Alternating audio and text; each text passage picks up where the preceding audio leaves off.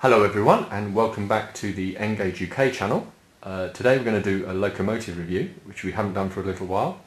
We've had a lot of trains running and shots from layouts, particularly from the International Engage show, so it's good to get back to the reviews. This is a Farish locomotive, steam locomotive, an ex-LMS Royal Scot locomotive in BR Green with the early emblem. This was also available in LMS Black. I believe the name of that one is Scots Guardsman, and in the later BR crest, again green. The actual details of this one, as you can see, I've already removed the top part of the plastic case just to minimise reflections. If the camera will focus, is 372576. A Royal Scot locomotive, 46106. This one is named Gordon Highlander, and as you can see it's in BR Green with the early emblem. Now this won't be a particularly long review because it's pretty similar to the Jubilee that I reviewed, must be a year ago now. I got this from the International Engage show. As many of you will know, at various train shows, Guardsman tend to sell off items they've had returned that they fixed, and they're sold as seen. But this wasn't that kind of item. This was sold as end of line, so it's something that they had new versions of that they were selling to get rid of the stock, so they had room for more stock. So this is brand new. It's not something that's been returned to Bachmann for repair. They did, however, remove the outer sleeve and instructions before selling them, which was a bit of a shame. But I'm trying to remember what I paid. I think I paid £45. Yeah, I'm pretty sure it was 45, which is not bad because the list price for these was about 90. But I am missing the outer sleeve and the instructions, although the instructions are available on the Farish website. One other thing I'm missing, which I didn't find out till later, is one of the extras that you get with it, which I'll explain in a moment.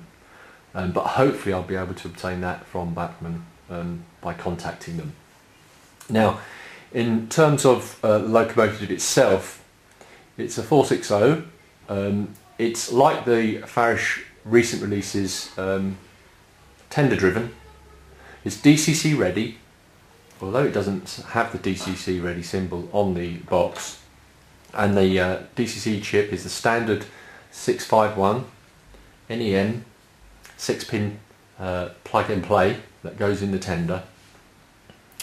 It's a blue ribboned release,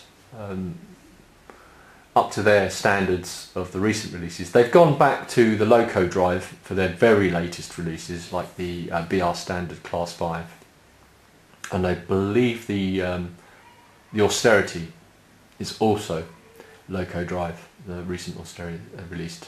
So what do you get? You get obviously the Loco. Now, just like the Jubilee, it comes with underscale front bogie wheels out of the box, but you get in your little bag of extras here, once again, like the Jubilee, you get a scale front bogie which you can put on. They do warn you about the size of curves that you can accommodate with this front bogie. They recommend, I believe, 15-inch radius curves if you want to put this on. The procedure for putting it on is exactly the same as with the Jubilee. You undo a screw at the front, just enough to allow the front bogie to drop a little, and you unhook it off, hook the new one on, put the screw back in, although you haven't removed it, just tighten it back up rather, and you're away to go. You also get a spare driving wheel with a gear,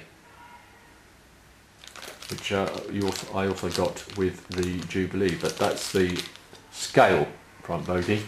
There's another little bag in here, if I can retrieve it. It's quite tightly, and this is the one that's got the vac pipes.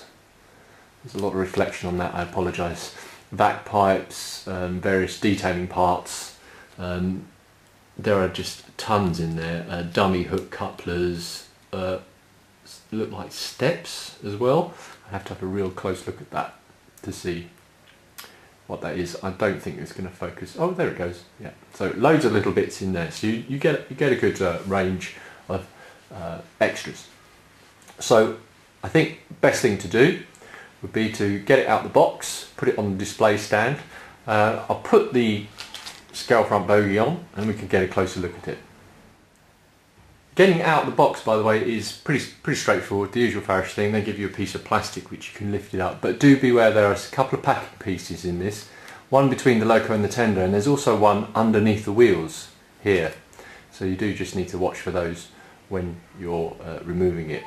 So while I'm doing that, here's a list of the features of this locomotive.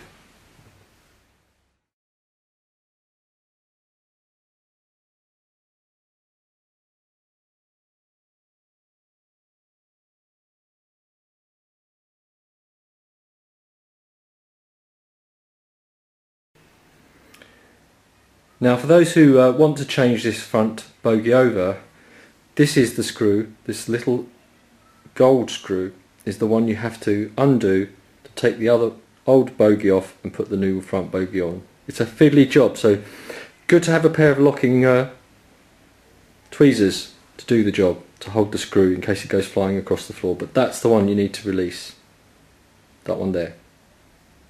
Okay, let's get this now on the display stand. So there it is in closer detail. Those of you who were eagle-eyed and had a look at that list of features will have noticed one thing that I didn't show you, and that's the etched nameplates. Now it does have printed nameplates on the locomotive, but it should come with brass etched nameplates, and they were missing from the box. I had a good hunt inside, so I will have to contact Barton and try and get those, but you would simply add them over the printed nameplates that are on the side there. You get NEM coupler pockets, so you can remove these couplers and replace them with a coupler of your own choosing. Nicely detailed front with the loco number. It's double chimney, this version. I don't know exactly what that says about the era, well, although of course it is early BR emblem. Just scanning it around a little bit. The mechanism is really nice. It's very detailed. Hope you can see that. There's enough light to pick all that up, because it is quite darkened, the motion. There are the printed nameplates, Gordon Highlander. The livery is really nicely applied. The lining particularly has been done really well on this. Got the running number on the side there. I don't think there are any extra glazing pieces like there are with the Jubilee for the cab. I have to have a close look inside the bag. No, I can't see any there. So that's a slight difference. The coal load, slightly unrealistic. It's obviously removable to get to the socket to put your DCC chip in, but whether that should be completely cut away and replaced, or just some proper real coal added on top, there are a couple of options for you, but I would certainly think about that.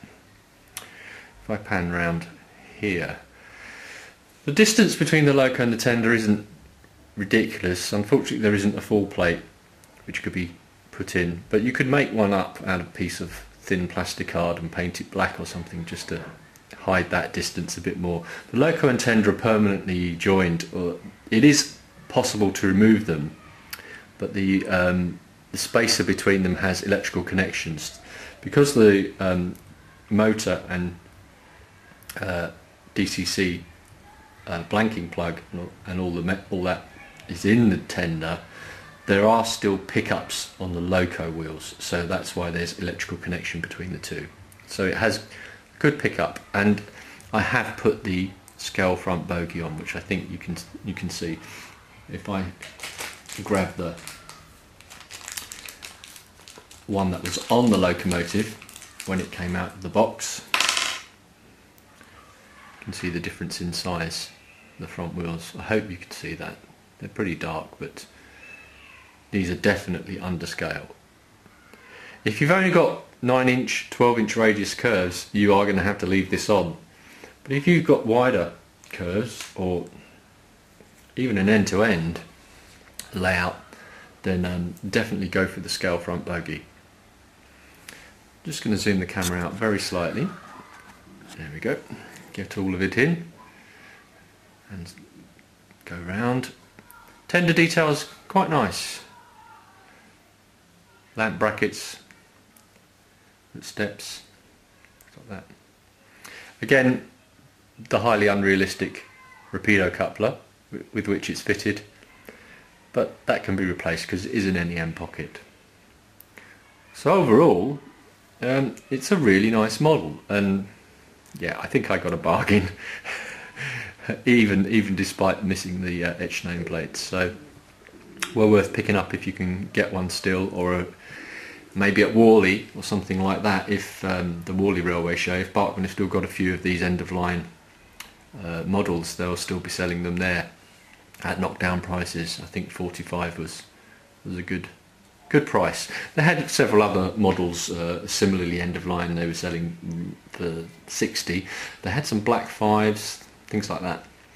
I do have a black 5. It's not the most recent DCC ready version, so I was tempted to get another one, but since I didn't have this model and they had this at slightly less, I went for this rather than the black 5 to expand the range of locos in my rostra. So black 5, the Royal Scot, the Jubilee, I've got an example of each now, and the Jubilee and the Royal Scot are both the DCC ready versions. So that's the Farish Royal Scot locomotive, available in 3 variants. My rating is going to be, well, obviously you haven't seen it running. Hopefully I'll be able to either attach a video of it running to the end of this, or I'll do a separate running video when I get it out on the test track with the scale bogie on the front. I have given it a quick run on the test track just for a few seconds, just to check it was all working well, and it was very smooth. There was no wobbling or anything like that. I believe the tender has some traction tyres on it, so that would help. My rating as a model is going to be 9 out of 10. I think it's very accurate. It really captures that slightly boxy shape that the Royal Scots had. Yeah, 9 out of 10. Another good release from Farish. Although the way things are going now with Engage releases, they're getting better and better and better, and maybe we'll have to go back and revisit some of the ratings that we've given to things a year 18 months ago. Maybe they wouldn't rate 9 out of 10 compared to the new A4s, to the new standard 5s, to new austerities, which are just incredible models. So things are looking up in Engage, and there are some great things on the horizon as well, and hopefully we'll be reviewing more of them on the channel. But thanks for watching this review. I hope to be back soon with more reviews, and until then, thank you for watching and take care.